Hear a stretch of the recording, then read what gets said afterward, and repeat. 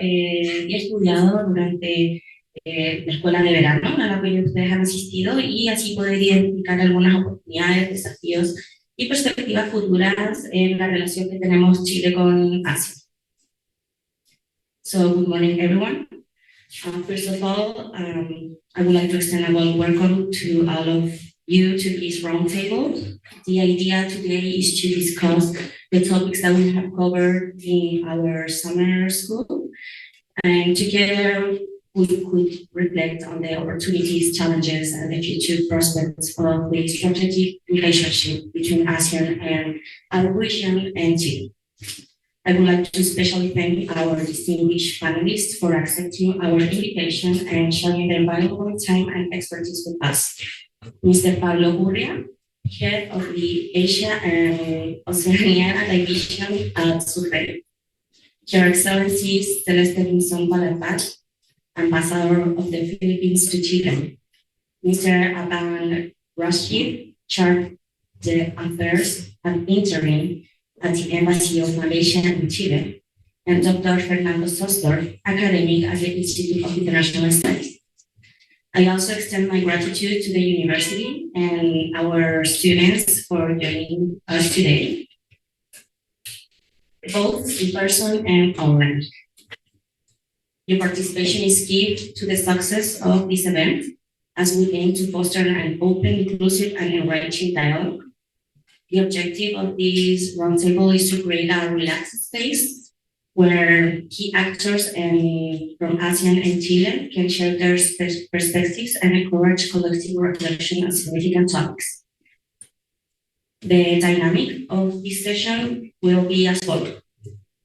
We will start by the initial presentation by Mr. Pablo Urria, followed by reactions from our panelists, and of course the audience. We encourage you to actively participate with questions, comments, and reflections. Ahora la última parte la voy a decir en español para poder también incentivar a todos a participar de manera cómoda.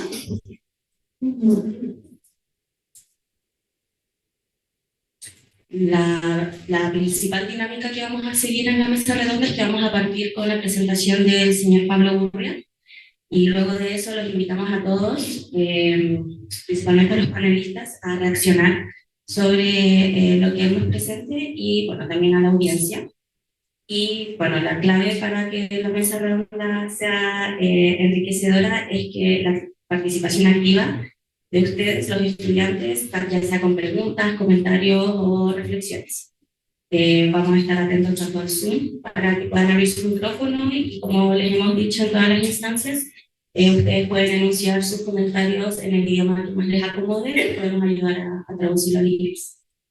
So, without anything else to say, I would like to thank you once again for being here and invite you all to enjoy this space. Now I give the floor to Mr. Pablo Urria to begin today's discussion. Okay. Good morning, everyone. First of all, I would like to thank for this invitation and to have the opportunity to share with you our point of view, our challenge with this important region of Asia. And I would like to, at the same time, to this institute to have this kind of approach with this special region. Here you have a magister. This region, I think that the support of this academic institute is very important for us, and for that reason I am here today. I would like to, in a short time, to share what we see as, first of all, what is we have doing with this region, and finally, what is our perspective and challenge this region. So, in this case, I would like to show with this slide. Maybe I would like to start now. I don't know. With this kind of information, I would like to highlight this is the long story of this regional integration process started in 1967. And that reason for us is very important to look at and to study this important integration regional process. And that is composed by 10 countries with different level of economy, different level of political systems, approach, situations. But this is a successful integrations model. Maybe you like to type, but not. I like to put. In fact, that could be the main reason because this successful outcome. But they have general secretary that is the bureaucrat level. And at the same time, they have a political level representative committee where they have the position of each country. So other thing that we like to have to highlight at the same time, they have a very ambitious internal agenda, but at the same time they have to approach with the third country. They have developing. They have. I would like to highlight in the case of friendship treaty, cooperation and friendship. Sometimes the challenge is to translate to Spanish to English. This one, cooperation and friendship treaty. That's the base of foundation of ASEAN. But at the same time, they have different level of relationship with the countries. And in this case, Chile is, I would like to, for us, one of the most important is we are developing partner, and we are the second country to be part of this category. The first one was Germany, and for that reason, we are the first Latin American country to have this kind of level. So they have. I would like to give very summary approach how to see. They have the frameworks. They have agreements in terms of trade, services, and investment, and movement of persons. I think it's a very important framework to develop any regional integration block or process. And they have a relationship with different kind of countries, big countries, not some other just more small one. And this is an issue that I would like to stress in our approach. How can I see this region and their regional integrations? So I think I would like to share with you some milestone in relationships with ASEAN. We have diplomatic relationship with all countries of ASEAN. So in 2016, we I don't know, signed with, of course, this treaty, friendship and cooperation treaty.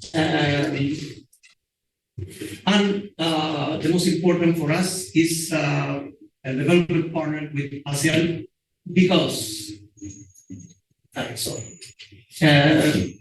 forgot I would like to stress something that could be interesting. What is the relationship in general with Asia, and what is the positions, the relations, different relationships with different with the ASEAN country. So in the left side you have ASEAN country. So first of all, maybe the first one relationship with some ASEAN country was before with Singapore, New Zealand is organic, but Brunei Darussalam, this is the before plus Chile. Later, but it's not necessarily in the right order, we have a relationship with Singapore through DIPA, Digital Economic Partnerships, with New Zealand also, and we have new members, but today is not to talk about this one.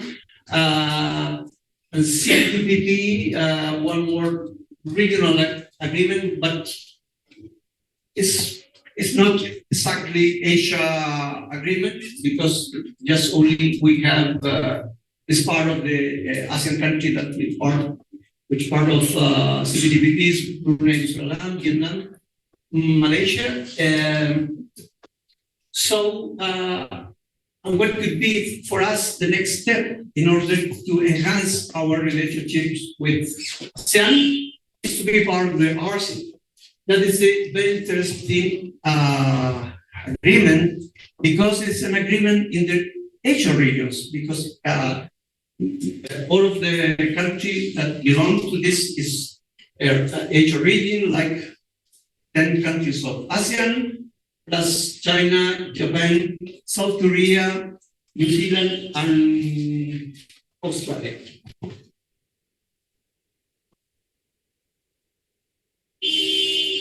So in this slide, I would like to show how it's progressing the enhancement of this region, and especially with ASEAN country.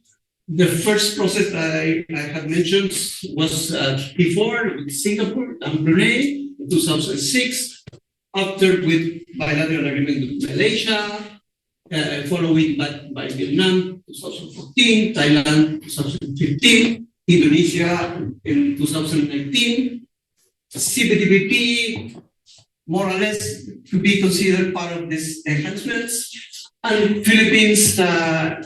This is the future because we launched negotiation at the end of last year, and the idea is to try to negotiate this CEPA, Comprehensive Economic Partnership Agreement. This is a comprehensive agreement. We include the general terms, services, trade, and investment. So I would like to mention in general terms some figure because it's important to especially to stress some issue that is part of our strategy. If you look at how we divide the cake or in terms of trade, so the most important trade you know very well is with Asia. But what's happened about it within this part is ASEAN, just only 2.5%. So for us, the idea in our strategy to diversify destination and our exportation, ASEAN is part of the challenge because we have an opportunity for us. So look at the right side, the different level of enhancement with different countries. Vietnam in the first one with 32, Thailand second, Indonesia first, Malaysia 9%, Philippines more or less the same level of trade with Malaysia, and the rest Singapore is the following. So let me show you some balance between importation and exportation. So you realize that we have negative balance for Chile, positive balance for ASEAN country, but in terms of amount, it's really it's a small part of the trades, just only 1,800 US million dollar compared with 2,000 around 2,000 imports figure US dollar importation. That's the reason because it's just only around 2% of our trade. In terms of investment, this is another part, a very important part in the economic relationship with different countries. But in this case, we have small figures in terms of amount. So you can look at just only, in this case, the figures is other challenge to really to establish what is the amount, but for this purpose, in order to choose, is really just only $27 million from Thailand and Chile and Singapore, and that the figure that we have find in the Chilean investment in ASEAN country, and you are at the same time I would like to highlight compared with ASEAN to Chile, we have Chilean investment in more countries compared. So, development partner with ASEAN probably is the main part of the agenda, bilateral agenda with ASEAN, because we agree the practical cooperations agenda for this period, 2021 to 2025, with all this area, political cooperation, security and political cooperation, economic cooperations, socio-cultural cooperations, cross-pillar cooperation, and other things. So this is the plan that we have in force. So we had many activities, less activity that we would like to have, but that's probably the main progress. But the problem, so we have organized some seminars related to mining, gender and trades, digital economy. We had a seminar in Jakarta related to negotiation and implementation of commercial agreements. And I would like to highlight also the visit of General Secretary of ASEAN, how informed that he was in this institute. We have a very ambitious agenda with his visit, because for us it was a very important visit within the agenda with ASEAN. So the idea is to expand our agenda for the next period, because we have to agree what could be the cooperation practical plan for the next step. So I would like to mention some reason because ASEAN is very important for us in our enhancement with this region. I would like to highlight some figures in order to ASEAN is the fifth economy in the global trade, in the global economy. Concentrate 9% of the total populations. We are talking about more or less 600 million people. And that could be another important thing that I would like to stress. It's a very dynamic region. Many people say that Southeast area is very dynamic. And for us, it's very interesting in order to have the opportunity to diversify our trade. So I would like to mention, for example, Vietnam and Philippines. Maybe the figure is not right today because yesterday I was reviewing, and today foresee 6.1, but these are around 6% is important. Philippines the same, Indonesia around 5% of GDP. I'm talking about GDP. It's for us, it's a strategic partner for our enhancement the relationship with Asia, but especially with these regions. And for that, I would like to repeat, in this project, we do believe this is an issue that probably is open to discuss, is to be part of the RCEP. This agreement, this is the enlargement agreement, obviously in the Asia region, but at the same in terms of compared with other regions. So, what would be or stress the milestone of our relationship, but especially with the latest fact that we have been doing, especially last year. So with Indonesia, we negotiate a bilateral agreement, but for different steps. Normally, with most of the ASEAN countries, we negotiate not at the same time with all trade, investment, and services. And we negotiate an agreement just only at the beginning with trade goods. So we negotiate the second stage services obligations. This protocol, we hope to be enforced this year. We have to finalize the internal procedures. I think so. It's ready, at least for Chile side. We have waiting Indonesia side in order to finish the internal procedures to put in force.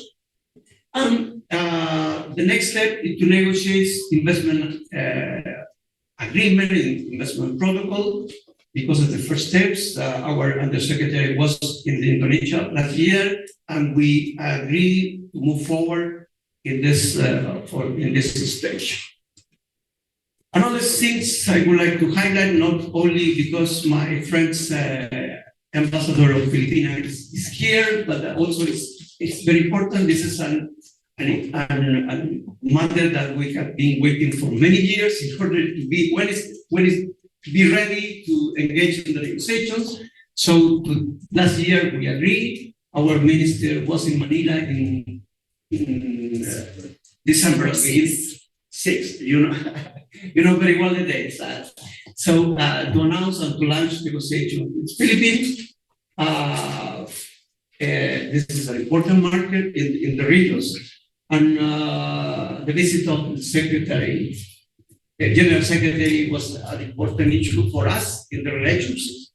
And obviously, we have to combine some relations like a bloc. At the same time, for us, the relationship with each country at the same time is important to enforce also the agreement. For that reason, I would like to highlight Free Trade Commission with some ASEAN countries like Vietnam and Thailand was last year, and I hope to move forward with other free trade agreements, commissions this year if our constraint in the budget is possible. And again, I would like to highlight the application to be part of the ARCO, to be very important part of the process. Maybe I would like to just a couple of minutes to speak. This is an agreement very new, put in force in 2022. So they don't have any third country in ARCEP. They are developing the process in order to receive another member. So we are waiting this kind of internal process in order to try, and I hope to move forward on that. So for us, to finalize, what could be the challenge for us?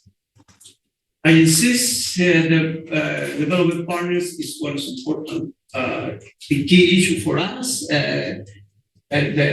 So we are expecting to continue with us, to agree the new agenda that it will start in 2026. The problem of this challenge was because in our proposal for the fiscal budget for this year's, so we applied to have some special budget for this purpose, but unfortunately you can be hearing in the news that you have a very important trends of this. So we don't know if we have this budget available for us. So the opportunity to enhance the regional agreement is one of the issues that we are trying to move forward. At the same time, for example, to move forward in an investment treaty or agreement with Indonesia, with Philippines, And another important issue for us, because we have a very offensive agenda in order to agree some cooperation area in the field of global value change, because this is a challenge for our economy. How to try to diversify, not only destination, but our internal basket, because most of our exportation basket is on base of raw material or commodities. But the idea is to add some value in our exportation basket. So the thing that we have important area we try to explore more, because we are trying to do something, to experience in best practice, and for us to try to summarize what are the most important agenda in short time is finalize the negotiation with Philippines. I hope during this year, at least latest stage would be next summer, before finish our government. And the last one is RCEP. This is it's more than ASEAN, but maybe the pillar of this agreement is ASEAN. So for us, RCEP at the same time is important for us. I think this is my presentation in order to show and to share with you our government.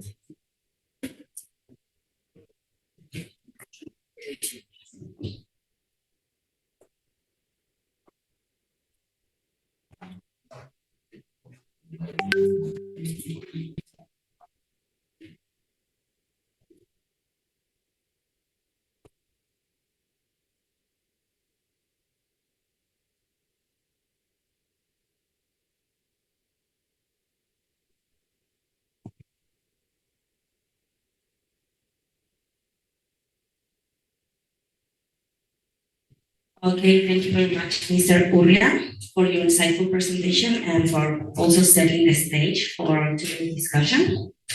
So, as Philippines is holding the chair of the ASEAN Committee in Santiago, I would like to invite Your Excellency Celeste Minson Balatbat to hear your thoughts on the ASEAN presentation and what are your reactions. And after that, we can open the stage for the public.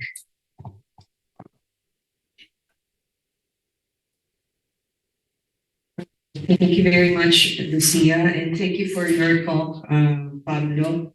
I would like to thank once again Instituto de Estudios Internacionales de la Universidad de Chile for co-organizing the ASEAN Summer School with us in the ASEAN Committee in Santiago.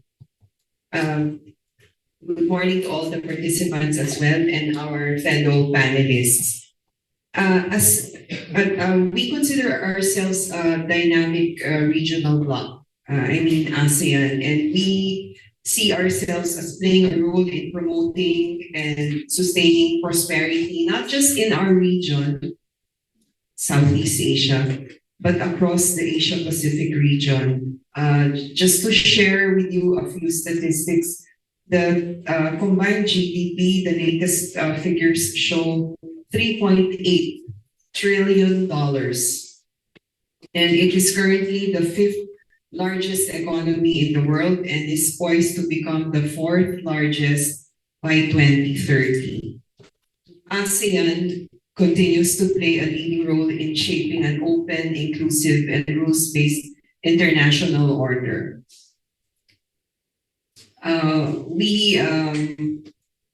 We are happy to see the relations between ASEAN and Chile growing, and we feel this is beneficial for both ASEAN and Chile to advance this partnership.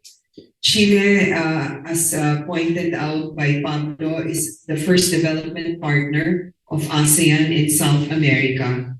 And we have a few ideas on how to advance this partnership further. So one is perhaps to take a stock of the implementation of the practical areas, cooperation areas for the ASEAN-Chile Development Partnership, which expires this year, 2021 to 2025. And work on determining what are our mutual priorities. So maybe ASEAN and Chile can start the discussions for a successor document to provide a framework for future cooperation. That's one. Another possibility is to continue expanding opportunities for trade and investment, which is one of the areas highlighted in the presentation of Pablo. So there are already areas identified by Chile. One is the negotiation for a CEPA with the Philippines, and another area is the possible accession of Chile into the RCEP. Another possible area is to strengthen people-to-people exchanges at various levels. So this means expanding education and training opportunities for students and professionals, and finding ways to boost tourism flows between ASEAN and Chile. While Southeast Asia is in the other side of the world, we feel there is much potential for people to get to know our region, and also for people from our region to get to know Chile. Other possible areas of cooperation can be science and technology. Chile has has much advances in science and technology, and we feel this is one area where we can learn from Chile. Another possible area is maritime cooperation. We all share a border with the Pacific Ocean, but at the same time, we rely a lot on the oceans for our economic sustenance. So this is one area where we can work together, not just in economic, but also on security, as well as, of course, sustainable fisheries. I also want to comment that the Philippine Embassy in Chile focuses a lot on our bilateral relations with Chile, but I feel there's synergy between our work on our bilateral relations with Chile and our potential to contribute to the development partnership with ASEAN. So among the areas where like we're working on certain bilateral priorities, but they can be a building block for work with ASEAN, between ASEAN and Chile. So I already mentioned maritime cooperation as one area. Another possible area is sustainable mining. Chile has advanced practices in sustainable mining. For example, use of renewable energy in mining operations, as well as use of artificial intelligence. Another possible area is green energy. Chile puts a lot of importance in using renewable energy, and is a known user of, for example, solar energy, wind energy, and other forms of renewable energy. This is very high in the agenda of Chile, the use of green energy, and we can learn a lot from the best practices of Chile. Another area where we can work together is agriculture. While Chile is economically advanced, I know that your agricultural production or agricultural practices are an area where we can also learn from you. I had mentioned earlier science and technology and trade and investment and people to people and cultural. One other area where we think we can work together is disaster risk reduction. For example, Chile has very advanced practices in earthquake and tsunami preparedness. Since Chile is highly vulnerable to earthquakes, so and volcanic eruptions because you have many volcanoes as well, right? So we can learn from your best practices in this area. At the same time, share what we have as best practices. For example, in the Philippines, we feel we can share with Chile our best practices in building community resilience. So this involves preparedness.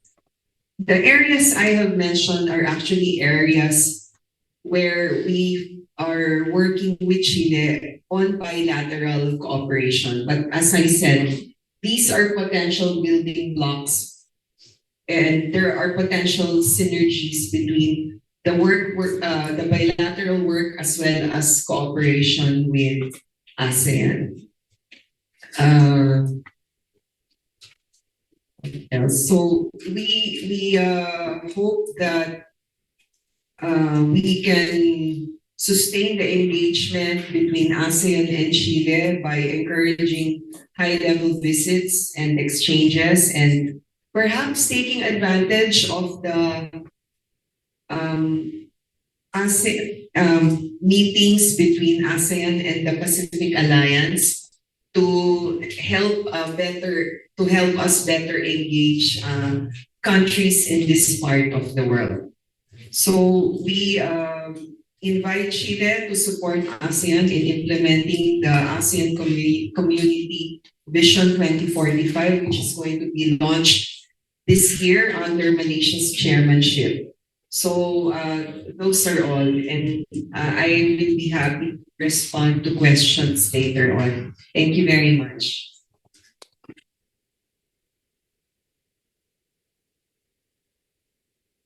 Thank you, Ambassador, for your insights and comprehensive intervention.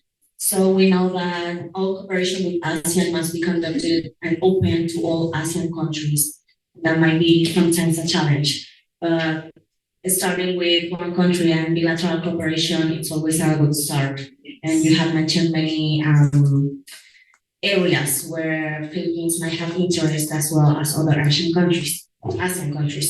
So we already have one comment in the chat. It's from Sebastian Salinas. He says, thank you for your insights, Ambassador. Regarding scientific cooperation, Chile has promoted his abundance of natural laboratories. What role plays the natural laboratories in scientific cooperation with ASEAN? I don't know if you are familiar with the concept, otherwise we can ask him to expand his interpretation. Why don't we invite him to talk and Open his and tell us a little bit more about the natural laboratory? Sebastian, will you be open to share your comment with us? Since you're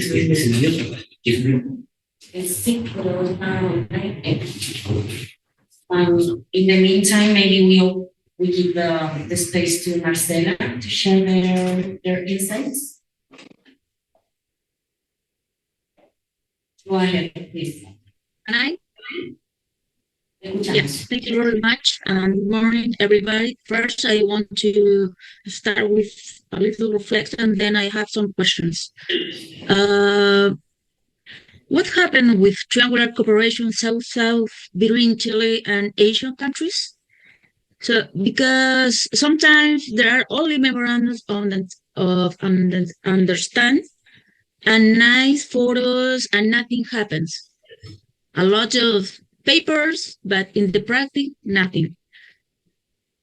If we really want as a country to build real and significant long-term relationship with Asian countries, we need to implicate more, as a Chileans, I mean. It's important to invest in commercial relations, but before all, it's relevant to build bridges of friendship and trust. In this way, what kind of cooperation Chile has with Asian countries, excepting commercial agreements? Except China and Singapore, of course, because they are rich countries. What happened with other countries to support developed projects? For example, knowledge transfer in natural disaster prevention and agriculture? Do we have delegation of technical professionals in the Asian countries or only Chilean looking to do business? Because China now is strong, they don't have many problems, the same with Singapore. Well, a couple of years ago, I was in Tsinghua, and China spent a lot of money to help other countries.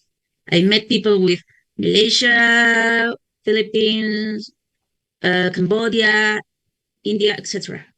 But what happened with us? With technical support, the real technical support to prevent disasters, because we have the experience in earthquakes, tsunamis, agriculture, another technology. We have very good Chilean professionals, but I think we need to move these professionals to these countries and in the same place to detect and diagnose the problems. It's not the same when to go to the, for example, Chile Weeks or go to hotel 5 stars. You need to go to the rural areas. You need to expand. It's the first, and then commercial relationships. We need to cooperate as a country. It is. So, thank you. Profession, my profession, I'm an agronomist with international international studies in the institute. I have friends from Philippines, from different countries of the world, and in my job, I need to walking around in different rural areas, and sometimes we have the same problems in Asian countries and in Chile, in southern Chile, northern Chile. But we have, I think, we have the skills to contribute to other countries. Thank you very much. So, just to verify, we all understand the idea is that you are pointing to the fact that maybe there is just the relationship is very diplomatic and not so practical, right? Concrete. Yes. So I will give you the microphone to Mr. Uria. I don't know Maybe if we want to give Abang and Professor Fernando a chance. Mr. Van would like to respond to this comment, or maybe we open the Q&A after they give their. yeah, of course. Or do you want? First the panel and then the Q&A. Okay, so We can respond to Marcela's question after they give okay, so we just continue with interventions and then we will fully open the floor. Okay. We'll get back to Marcela. Okay, we will get back to your comment, Marcela, and now we will open the floor to Mr. Abang Rastif, chargé affairs of the interim of the Embassy of Malaysia in Chile, who will share their insights so we can keep fulfilling this discussion with more topics, please.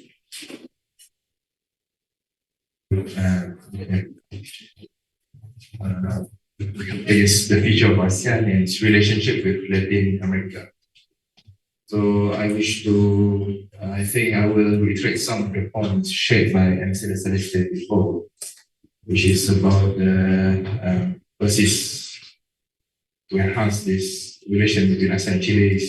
Now we can start with trade and investment, which is a key part of the practical cooperation areas for ASEAN-Chile Development Partnership 2021 to 2025. As you can see, under the economic cooperation, there are 11 areas which are being addressed under the economic pillars, while under the political security, there are only 2 of them, and under the social cultural cooperation, there are 6. So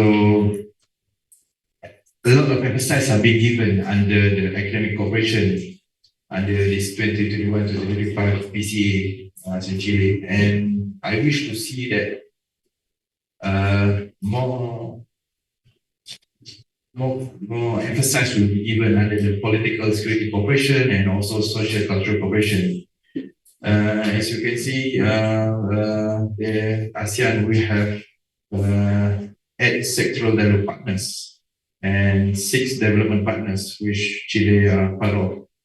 Under these 6 development partners, there are 2 from Latin, which is Chile and Peru, and in the higher tier, which is sectoral development partners, we have Brazil from Latin. And interestingly, I just would like to share. I mean, yes, economic is like a carrot of to enhance any regional cooperation, but emphasis also should be given to social, cultural, and political security cooperation. As we can see in the sectoral development partners, we have one.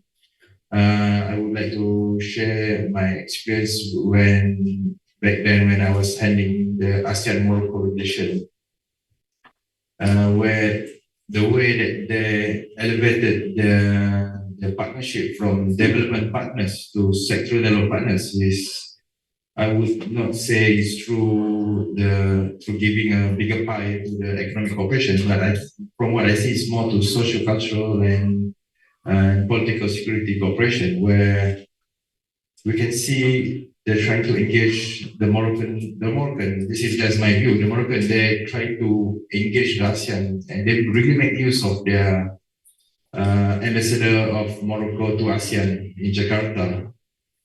I mean, they make good of their relation with the permanent representative of ASEAN in Jakarta. I mean, they engage them and they invite them to visit Morocco. I mean, those permanent representatives in Jakarta, of ASEAN in Jakarta, they have a good, I mean, they are the one who will be reporting back to our HQ, like about what's the situation, what's the relation between ASEAN Chile or ASEAN Morocco or any other ASEAN Brazil, Pakistan, South Africa. So it's a good way for them to engage this permanent representative of ASEAN Jakarta, and now they are already a sectoral development partners, economic wise, GDP wise. They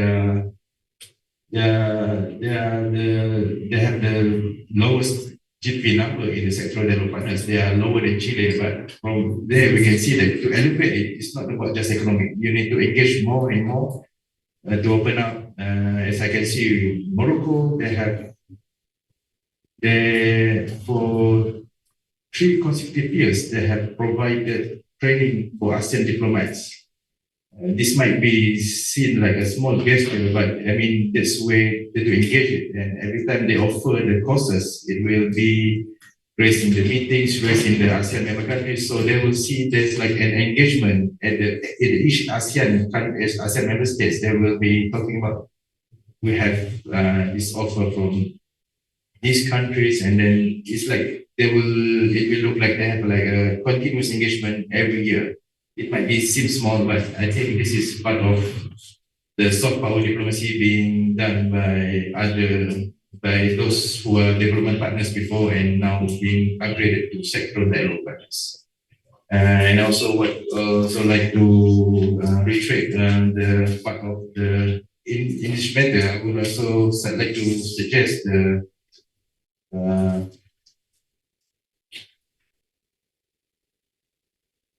to leverage on Chile's strength in this ASEAN-Chile cooperation, especially on the green energy. As we know, Chile is in the transition to clean energy, green hydrogen, and there's also way for Chile to share with ASEAN and to collaborate on the sharing of technology and research and development in the green energy. And secondly, on the scientific cooperation, we should be seeing the make use of maritime, the biodiversity research, and also the Antarctic research, where Chile has a unique expertise in Antarctic research and logistics, the change mitigation and marine biodiversity as well. So this is something that which is very unique to ASEAN, where Malaysia is currently the only ASEAN countries with deep Antarctic research within ASEAN is currently Malaysia as one of the member of SCAR. So we look forward to we believe that through this cooperation in Antarctic research or even astronomy in Chile, which Chile is also being a leader in.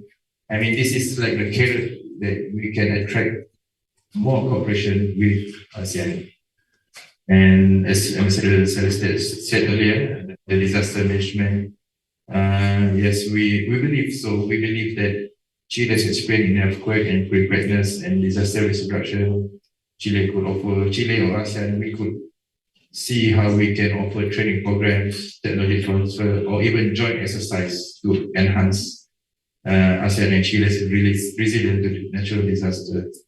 As you know, we have many platforms, many mechanisms under ASEAN which address the issue of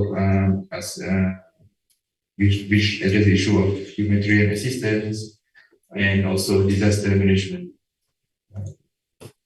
That's all for me.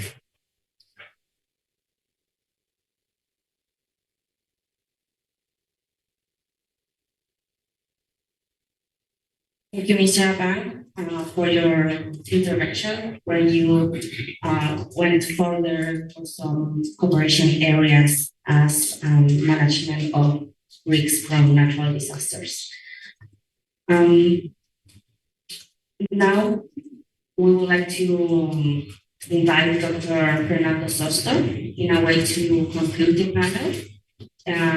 His academic perspective will provide more broader reflections from the topics that have been discussed in this roundtable.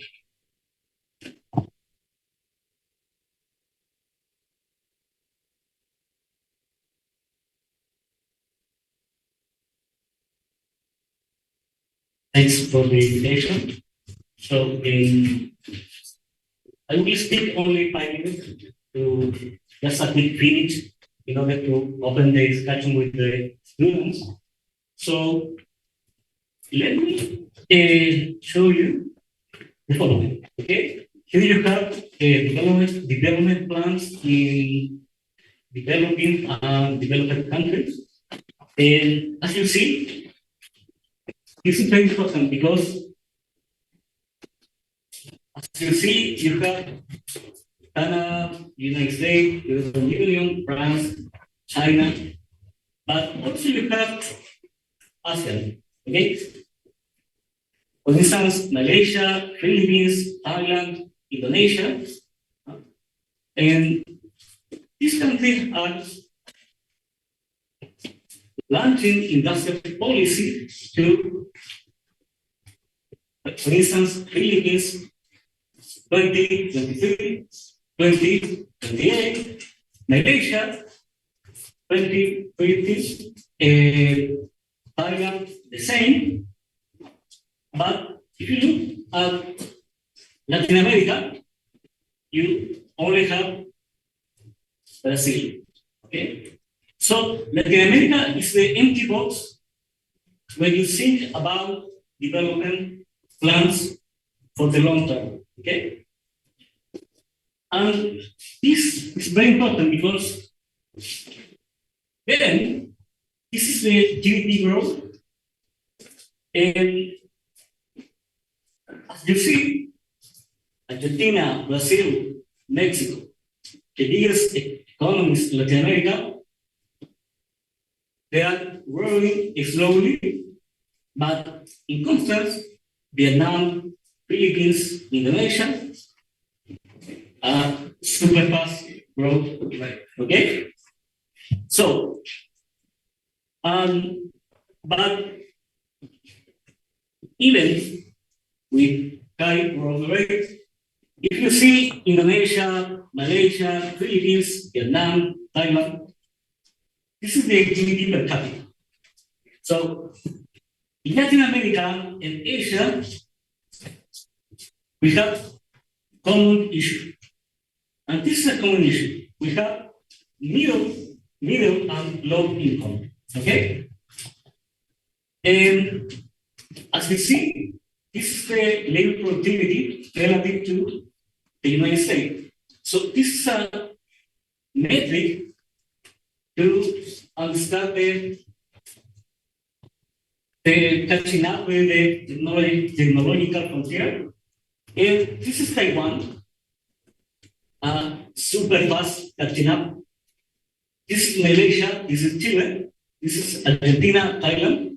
And as we see, Chile has a big increase. Okay, so Chile catching up with United States in the 90s. Then Chile takes a crystal glass and is lagging behind relative to the United States. The same happens with the Argentina, the same with Mexico and Brazil. Okay? And this is the middle income track. Okay? Then if you take Vietnam, Indonesia, they're closing the gap with the productivity of the United States. Okay? Malaysia has in a similar situation with Chile. Okay? Is in the middle income track. So, okay, so this is important because ASEAN and Latin America share similar challenge. Okay?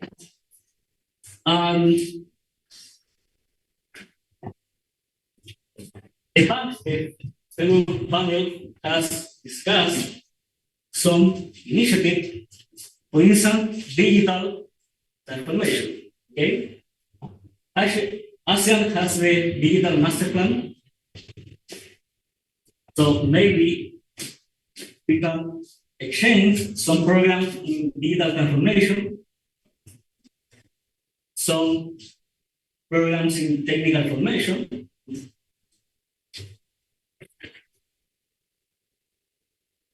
Also, this is a key issue in Latin America, which is the connectivity and the infrastructure. So ASEAN has the master plan on ASEAN connectivity. So this is an avenue to share some best practice. In which area? Well, you have financial issues. And a key point in Latin America is, well, establish a strategic sector, okay?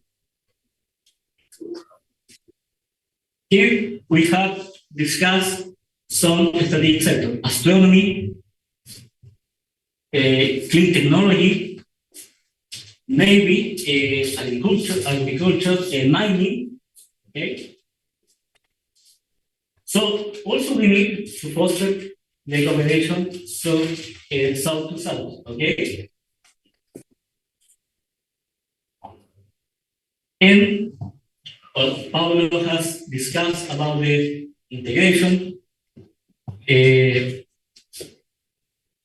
maybe agreements, maybe more trade agreements, maybe also we need to foster service, okay?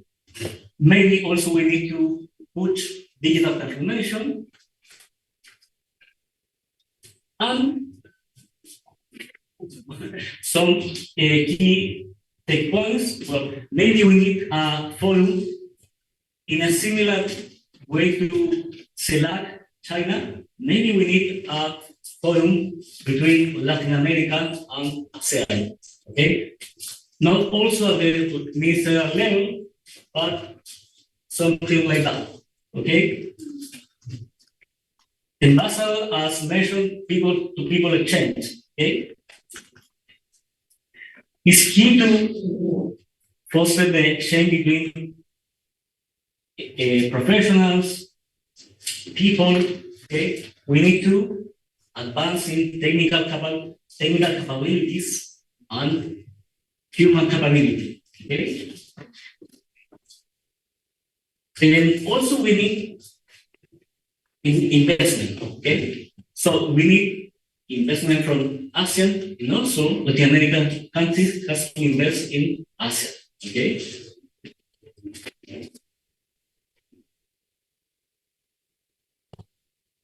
So just to conclude, ASEAN and Latin America share similar challenges, and we have the opportunity to cooperate and break the middle income trap. So thanks.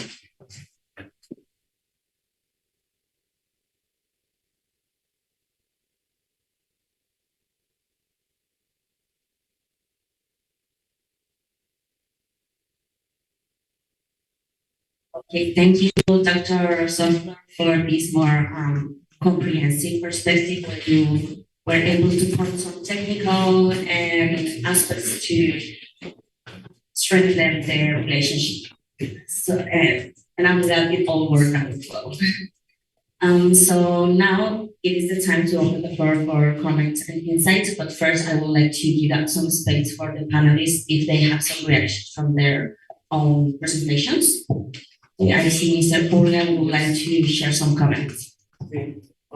First, to receive more questions and comments, I would like to highlight maybe the first one for the unforgiven issue that I did in my presentation, to highlight the relationship between the Pacific Alliance and ASEAN country.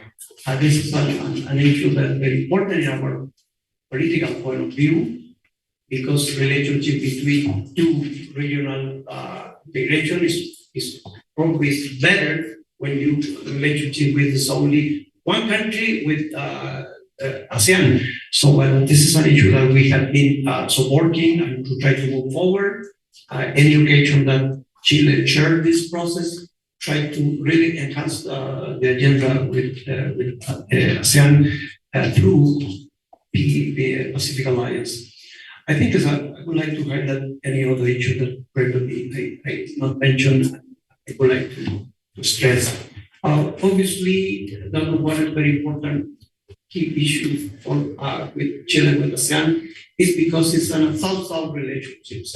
Because we are similar economy, similar challenge that Professor Sofer mentioned, development. That is the reason, because I mentioned the most important part of the agenda is development partners.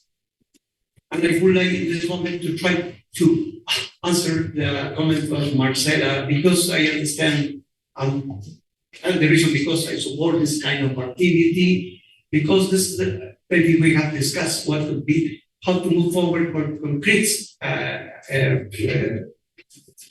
agenda or activity.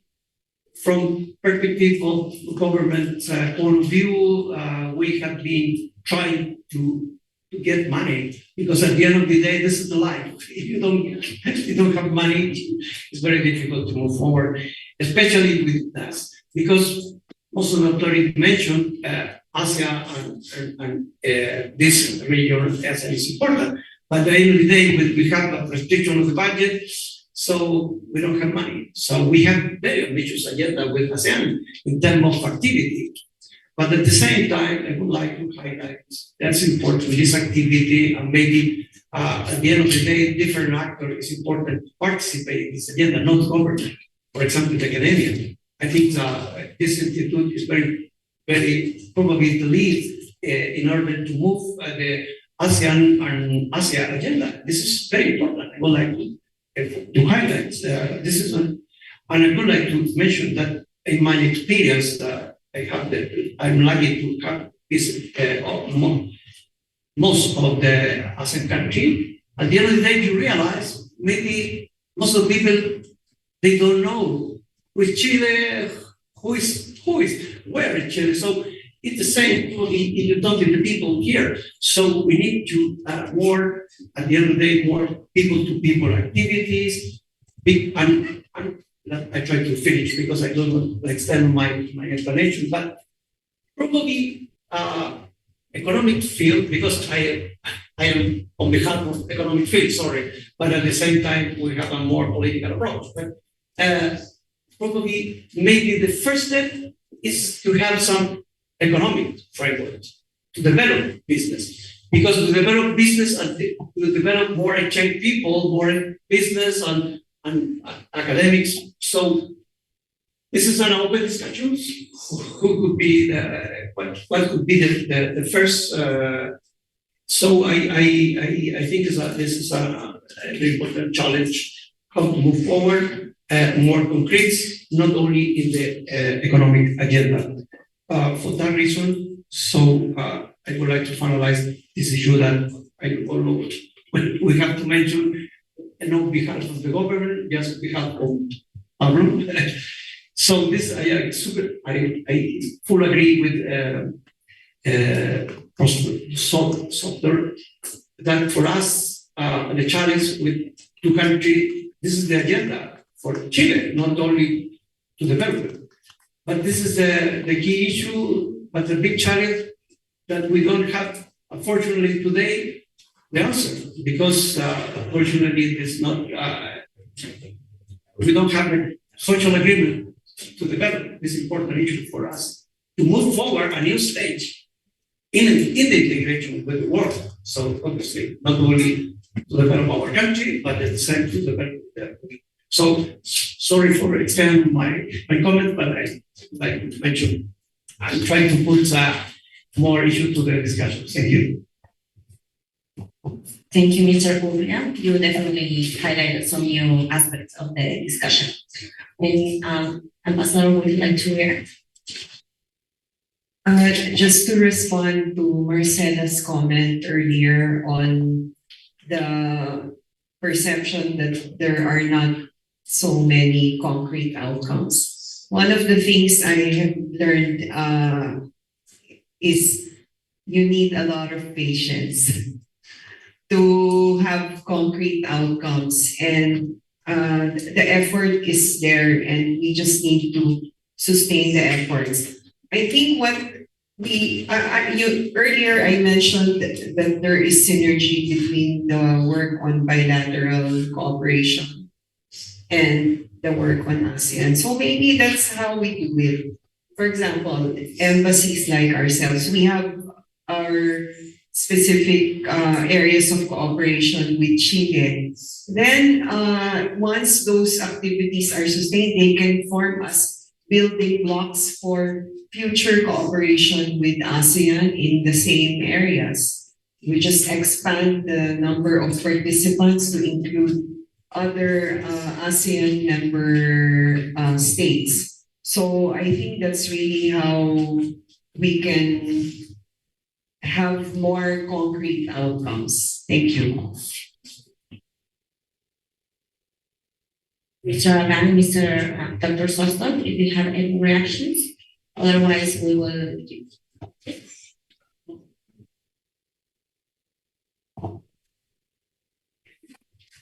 I just want to add about the Pacific Alliance ASEAN cooperation we mentioned earlier. I think it's, from what I see, it's something which hasn't been moved for quite some time, because the meeting between them is only being held at the sidelines of United Nations General Assembly, and it has been 2 years almost dormant, the relationship, which I see is quite a challenge to revive it back. I mean, it needs a lot of effort from both sides. I mean, but I don't discount this possibility of it being brought up again. As we can see, it just need the, as we can see, there are few ASEAN with other regional cooperation before which has been dormant but recently being revived, like the ASEAN GCC, which is this year that we will have the ASEAN GCC summit. And previously, ASEAN GCC was the same. It was with the Gulf countries also, and it has been revived, and they will have like meeting at the latest level this year at the ASEAN meetings. So I think I don't discount the possibility. Perhaps with the right time, and we should wait. We should give time. We should wait for the perfect moment. Maybe it could ASEAN Pacific Alliance could revive like ASEAN GCC, which will has been elevated to leaders meeting instead of just ministers meeting. Thank you, Mr. Abang. Definitely being part of those high-level meetings are a way of enhance our cooperation and relationship. Okay, so Dr. Sosdorf is going to share some comments as well. To Marcela's comment about patient, I begin my presentation with industrial plants in developing and developed economies, because a developing plant needs time. Okay? And maybe in Latin America, we don't have patience. We always change the plant. So we always change the route. We give a roadmap. Filipina is implementing a roadmap to 2028. Malaysia is doing the same. And Latin America? No, because we don't have patience. Okay? So in order to expect concrete outcomes, we need time, patience. Okay? Maybe we need to learn from Asia about patience. Okay? Thank you, Doctor. So patient and planning and roadmaps and measurable objectives, I think so. Mr. Uria, Ambassador, would you like to react, or do we open the floor to all? Okay. So as I said in the chat of the Zoom meeting, you are welcome to write your comments in the chat or just raise your hands. In the meantime, we have one raised hand here. So we will alternate maybe some comments from presential participation and then online participation.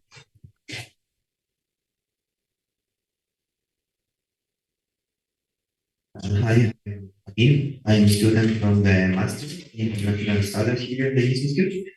My question is, how do you think we can work to promote a multilateral dialogue and take the experience from similar instances such as the Forum of the East Asian and Latin American Cooperation, the FEALAC, but with an Asian-specific agenda? You mentioned many points in common, and FEALAC has not been so active, so it's a good opportunity, as Professor Sotor said, to stimulate and project this, even more considering a wedge strategy that allows Chile to diversify its links in the coming years and change the logic of depending on only a single major partner, such as China, especially in technology transfer. Thank you.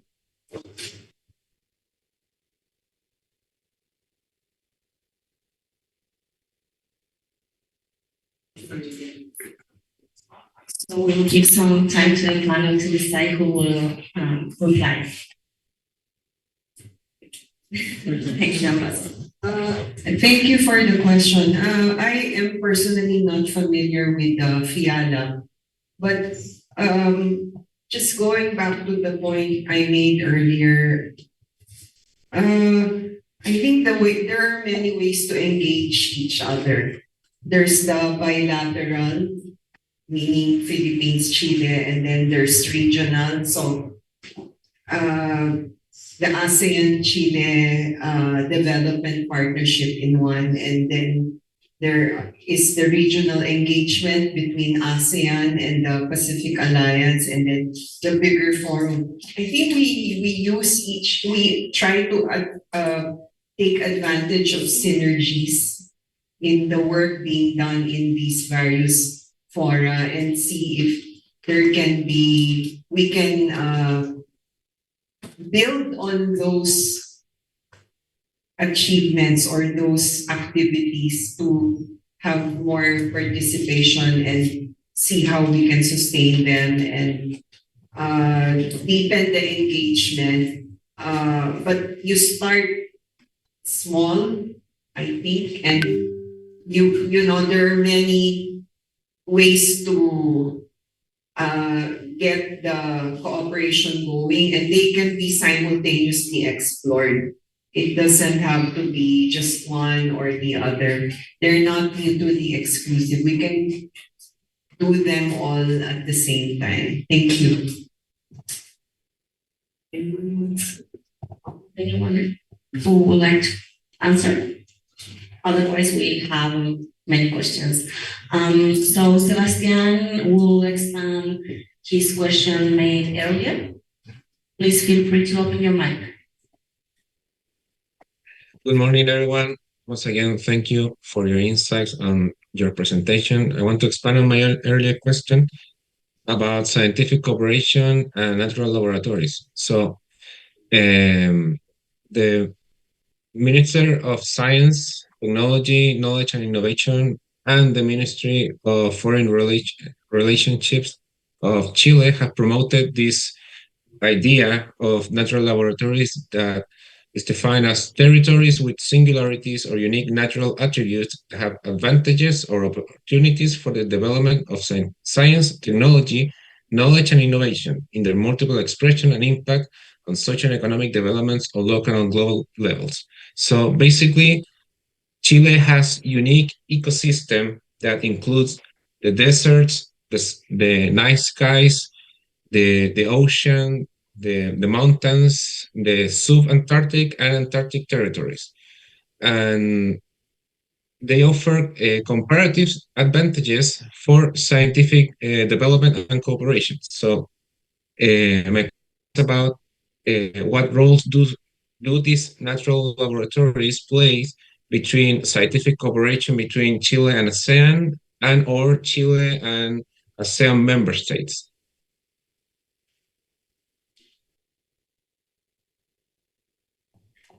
So who in the panel would like to reply?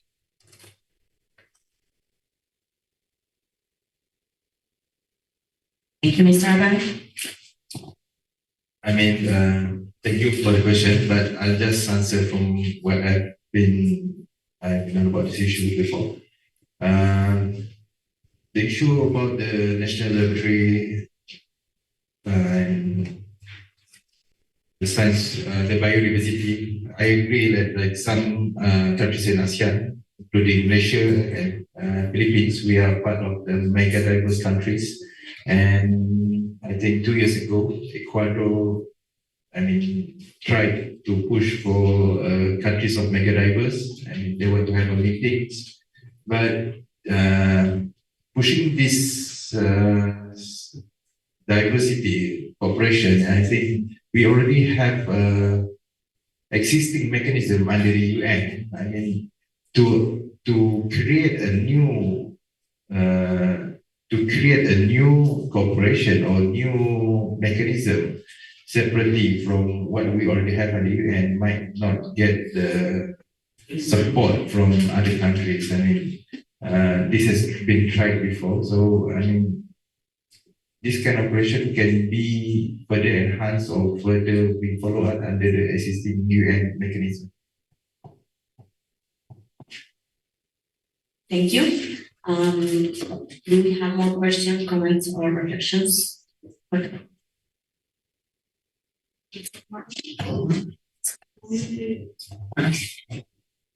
Thank you. My name is Simon Villalobos. I'm professional. I'm urban planner with a specialization in international cooperation. As Pablo says, I think it's so important to improve the economic level at the beginning, right?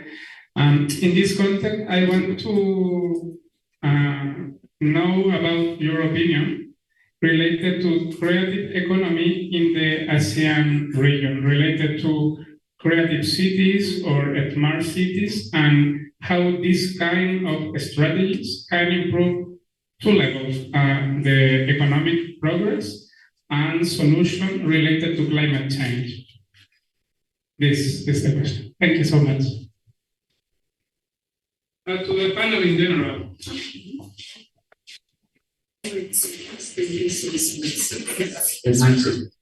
Or creative cities. I mean, under ASEAN, currently in 2018, we have, during the Singapore's chairmanship, we created an ASEAN Smart Cities Network. So we actually have this ongoing, where each ASEAN countries, we nominated 2 cities from each country. I mean, as an example for us to discuss and how to develop these cities as a smart cities. And the mechanism is already there, and I'm sure it has been 6 years since the first meeting. I mean, it's being addressed under the ASEAN social cultural pillars. So perhaps this could also be explored in the next ASEAN practical cooperation area, which we'll expect this year. And the new one I hope it will be finalized by this year and start next year in 2026. And as Mr. Celeste said before, the ASEAN Community Vision 2045, which should be launched this year during Malaysia's chairmanship of ASEAN 2025. I hope any political cooperation areas, the new areas which Chile and ASEAN might want to focus on, could also take into consideration the ASEAN Community Vision 2025.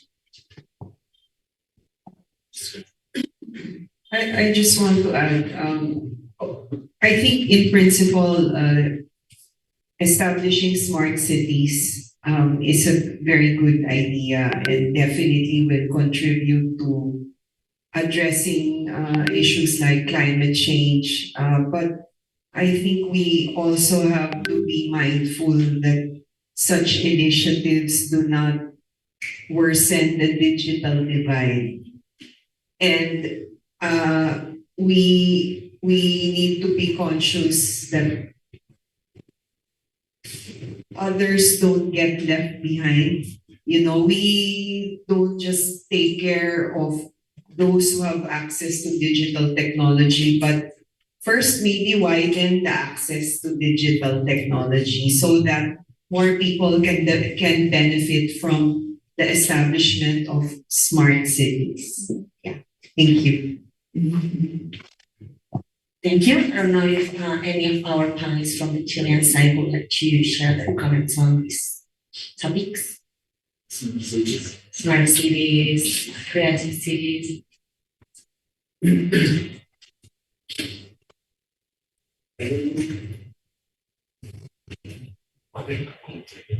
I mean, if there's no other reaction, I think we can, if there's any other comment, and then that will be the last one, and then we'll go.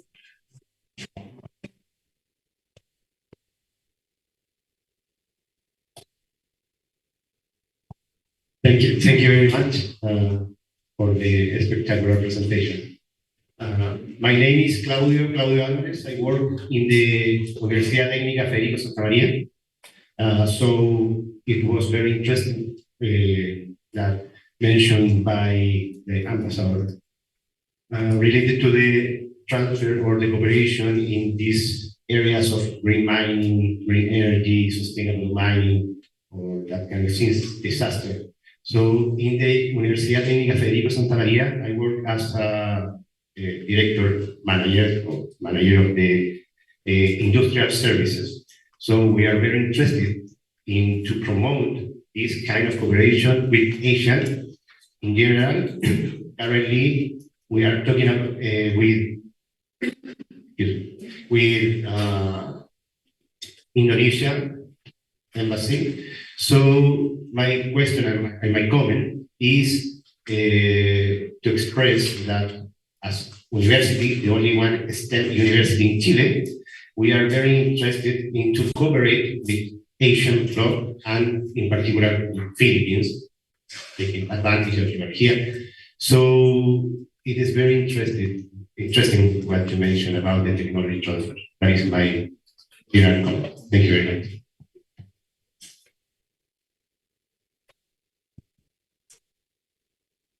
Any reactions from the panel? Just a quick comment. Thank you for your interest in working with us. Let's explore how we can work together on disaster risk reduction, because this is definitely an area of interest for us in pursuing with Chile. Thank you. So we don't have to limit ourselves to talking with, for example, Senapred. We're happy to talk with other entities based in Chile. Thank you. Okay, so we will close now the space for Q&A, and we will give some minutes if the panel would like to give some concluding remarks. Yes, thank you very much. I would like to thank again for this invitation. For us, it's very important opportunity to receive feedback, especially from academia. I would like to highlight very important issues for us in terms of I had two notes for many areas that you have interest to could be important to put in the new agenda, cooperation agenda with ASEAN in the next period.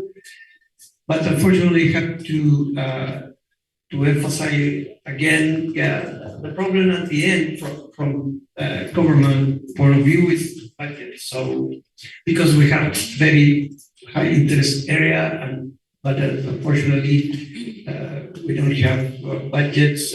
We have been working or speaking with maybe you know that we have a cooperation agency in the Ministry of Foreign Affairs, AXID, but they don't have specific budget for ASEAN. So we apply in the budget to the 2020-25 for a special budget for ASEAN, but unfortunately we didn't receive any specific budget. So it's a bad news in that sense also. And again, I would like to repeat, especially taking account some issue that was mentioned. We have common challenge, especially in the development agenda. This is the because so probably in our country, in our regions, so we then have common agenda that Professor Sotor mentioned. But at the same time, this is the challenge for a country like Chile. We are trying to develop some industrial policy with one of the main important matter that most or all of the developed countries are asking critical minerals. So this is an issue that we have to try to work together with ASEAN countries, because they have many of countries that produce this kind of critical material. So it's important to work together in this area in order to have common position. I don't want to not go against the developing country, but because they are trying to put forward, because they asking our raw material at the end. But so this is an important issue that we have to work together, and probably innovation, and this is a very important matter. Certainty, no doubt about that, but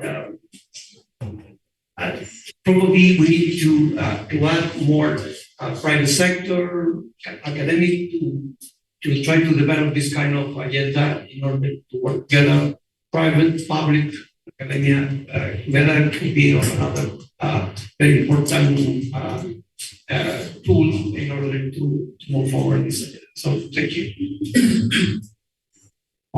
We still have some more time for closing remarks, if you will.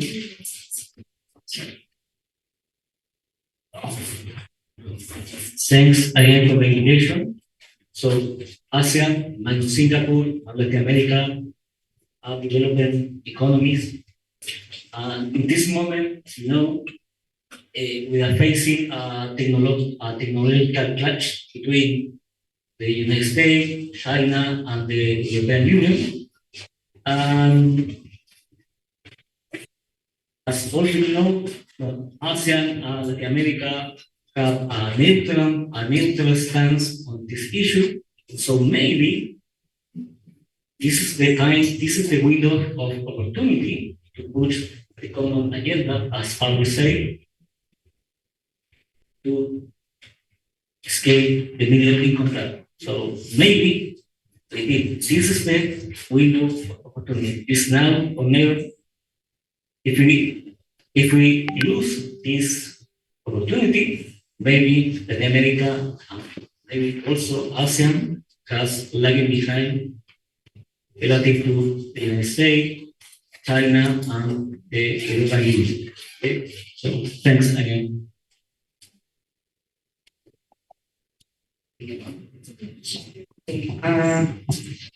Thank you very much to my fellow panelists and to Instituto de Estudios Internacionales and all the participants for your interest in ASEAN and for your questions. I think really a summer school, the ASEAN Summer School is one example of us engaging Chile. And this is one form of people-to-people engagement. I think we approach our relations with Chile in the different areas. So Pablo has talked extensively about economic cooperation between ASEAN and Chile. But as Abang correctly pointed out, there are other areas like political security and social cultural cooperation, and we hope to work more closely with the Universidad de Chile as one of our partners in pursuing people-to-people cooperation, not just in the context of our bilateral work with involving Chile, but perhaps as a building block for engagement between Chile and ASEAN. Thank you, Celeste, for capturing all the information, all the important things we discussed today. And I just want to say that I'm glad to see that Chile has been very active in pursuing cooperation with ASEAN. I mean, with the request for ASEAN, Australia, New Zealand FTA, trying to join them, and now with RCEP, and it has been continuous. It's like it has been continuous effort from Chile to engage with ASEAN, and we can see this with the visit of Secretary General of ASEAN to Chile last year, which is the first of such visit from the Secretary General of ASEAN to Latin America. I mean, Chile has been very forward looking in engaging in ASEAN, and I hope that one day the relationship between ASEAN and Chile could be elevated to sectoral dialogue partners, so we can focus on more areas for cooperation with ASEAN. Thank you to all the panelists. So I don't want to repeat what you have said. So just thank you all for your active participation in this roundtable discussion about the future of ASEAN and its relationship with Latin America and specifically Chile. I want to express my deepest gratitude to our distinguished panelists. And also a special thanks to our audience, both here in person and online, for your engagement and active involvement. with this summer school has come to an end, and I will allow myself to comment that I'm really proud of the joint work that we have had in order to make this possible with all the ASEAN embassies and the ASEAN committee here in Santiago. It's the first time that this institute held an initiative like this, and I would say that in my 6 years in this institute, it's the biggest summer school that I've ever seen. With almost every day 50 participants online and an average of 15, 20 participants in person, I think it has been a success, definitely. And this, as you have said, Ambassador, is a building block for further cooperation. Now we know that there are a lot of students and professionals interested in ASEAN cooperation, getting to know ASEAN countries. And as Dr. Sostok said, it is a big opportunity that we cannot lose. So I really hope that we can do this again, maybe in the winter or summer. And I bet there is a lot of more interested people in participating. So it's a very, very hard, from my heart, thank you to all our participants, our students, and with that, this summer school comes to an end, the roundtable as well. And so before we conclude, I would just like to invite you all to the coffee break that we have prepared in the cafeteria. We also would like to take an official photo. Maybe we can arrange all of us outside in front of the flags. And just a little reminder, if all of you have signed the assistance sheet paper, la asistencia, ¿la firmaron todos? Sí, muchas gracias. Y bueno, para nuestros participantes online también muchas gracias por conectarse continuamente.